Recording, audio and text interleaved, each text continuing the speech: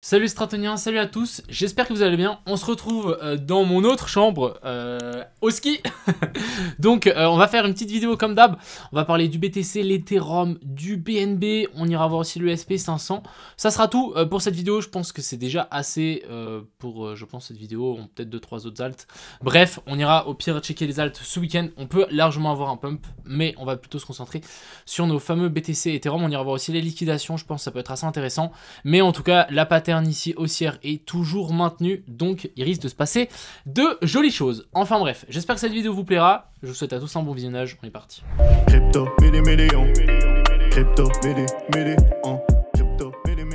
Commençons simplement ici avec ces fameuses liquidations. Donc on est venu chercher 2-3 liquidations qu'on avait notifiées hier, je sais pas si vous vous souvenez, mais en gros on est venu récupérer 2-3 et là on a eu un petit pump bien sympathique avec l'ouverture du SP500. Donc on a toujours ces petites liquidations, mais ouais, c'est 3 fois rien. On a quand même une petite liquidation ici qui monte jusqu'à 74 000 vers la zone des 16 000 $, mais bon, je ne pense pas qu'on ira.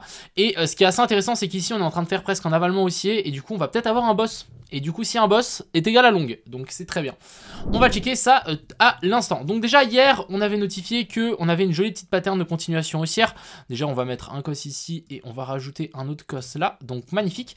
Ici, ça a été bien maintenu, hein, franchement, en une heure, quelque chose de très propre. Jolie petite structure haussière. Vous voyez qu'on fait toujours des clôtures au-dessus des anciens sommets. Et en fait, les plus bas sont maintenus. À part celui-là où ça fait une exception. On est quand même venu chercher les mèches ici en dessous. Mais techniquement, on continue à grimper. Donc franchement, rien de bien méchant, c'est juste super propre. Ensuite, qu'est-ce qu'on a? Vous savez, quand on fait un nouveau plus haut et qu'on fait une clôture au-dessus de l'ancien sommet, on a souvent correction. Donc là, on a eu magnifique correction. J'ai simplement tiré 2-3 petites zones. J'ai tiré la zone de fair value gap. Vous voyez qu'ici, on avait une petite zone bien sympathique dans laquelle on est revenu déjà se taper dedans. Et on a une zone d'OTE un petit peu plus bas. Donc je me dis, on peut encore chuter un petit peu. Vous voyez que si on passe en 4 heures, on a toujours l'order block qui est là. D'ailleurs, je vais le notifier. Mais en gros, on a cet order block. J'ai pris la mèche parce que de cette mèche, ça nous crée une zone de fair value gap. Sinon, j'aurais pas pris la mèche, que vous le savez. Donc en gros, on a notre zone ici d'order block aussi en dessous. Donc ça fait quand même pas mal de zones un petit peu en dessous. Donc personnellement, j'aurais bien voulu qu'on vienne taper un petit peu plus bas. Bon, pour le moment, c'est pas le cas. On va voir si on a un boss qui sera validé. Donc, si on passe en plus petit time frame ici, ce qu'on peut voir, c'est que ici, en gros, on a un potentiel cos. Alors, hop, on va le rajouter. On est en 15 minutes. On a notre cos, continuation de la structure baissière. Et maintenant, ce qu'il nous faut, c'est un boss. Donc, ce qu'il nous faut, c'est une clôture au-dessus ici de la zone des 23 573 exactement pour en fait nous valider cette inversion structure. Étant donné qu'on est sous la zone des 0,5 et on est quand même venu chercher la zone de fair value gap, il y a un potentiel long à tenter.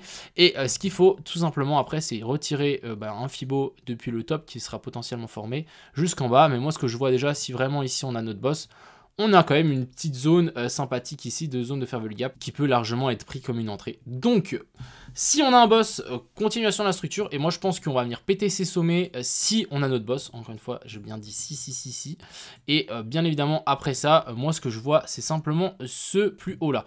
Ce qui sera assez intéressant, c'est de faire une clôture en daily au-dessus ici de la zone des 25 000.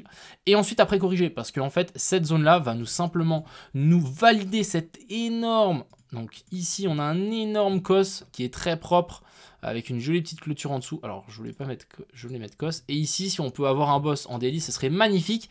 Et ensuite, si vraiment on peut grimper là et ensuite recorriger, chercher toute la zone de fair value gap qu'on a là et ensuite repartir. Là, je pense que on aura une charte comme dans les bouquins. Ce serait vraiment incroyable. Encore une fois, voilà, c'est que des suppositions, c'est des si. Mais vous savez qu'on a ce plan et ça peut vraiment être pas mal. Donc pour le moment, moi, je suis toujours haussier.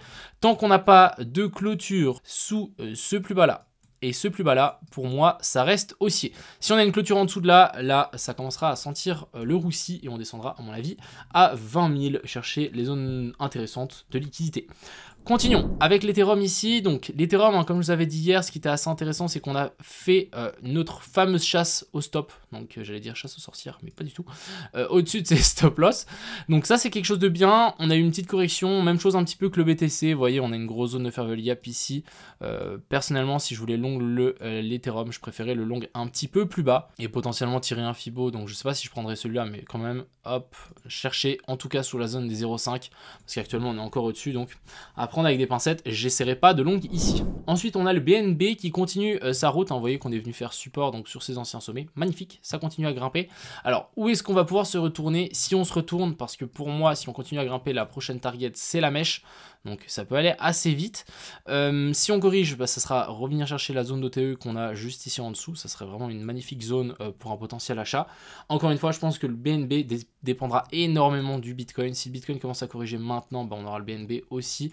Mais je pense que ce genre de correction, étant donné qu'on est vraiment ici, ça peut aller très très vite. Hein. On va vraiment, genre, à mon avis, faire un truc comme ça et après, pam, et après directement remonter. Donc il faudra être aux aguets et avoir placé des ordres à l'avance. Je pense que ça va être très nécessaire. On a ici le DYDX qui rebondit. Donc on avait ce petit biseau, hein, vous voyez, le petit biseau là, on l'a vraiment rect dans tous les sens. Petit biseau, cassure vers le haut et ensuite vlam. Et du coup là on est en train de repartir, c'est vraiment la manipulation sur manipulation.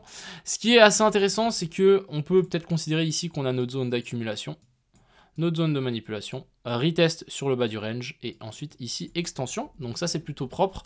Il me semble qu'on est venu chercher, ouais, on est venu chercher sous ce plus bas là, donc ça peut être pas mal. Je pense qu'on peut bien le prendre en compte celui-là parce qu'en fait c'est une petite mèche bien sympa. Je pense qu'en daily on n'a pas de clôture. Ah si quand même. Ok, autant pour moi. On a quand même une clôture en dessous. Donc personnellement je pense qu'on est vraiment baissier là sur le DYDX, mais on peut toujours faire un rebond. Je rappelle qu'on a une énorme zone de fair value gap ici. Faire un joli petit rebond et ensuite rechuter. Le rebond permettra en fait au Bitcoin de corriger étant donné que le dollar s'y prend de la valeur. On a le BTC qui va en perdre face à lui. Maintenant ce qu'il nous faut pour vraiment valider tout ça, je voudrais bien en fait une clôture au-dessus de ce sommet là. C'est comme ici.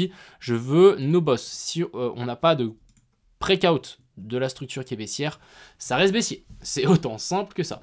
Et du côté ici du SP500, alors le SP500 il me semble, ouais, on est venu chercher les poches de liquidité ici. Donc c'est les poches que j'avais indiquées depuis un certain temps. Magnifique.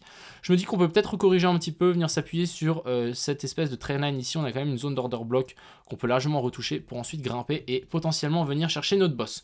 J'ai vu quelqu'un qui a partagé une charte qui disait qu'à chaque fois qu'on avait cassé une trendline, ensuite, genre, si on tire, on avait genre une trendline comme ça, on l'a cassé et ensuite on a rechuté.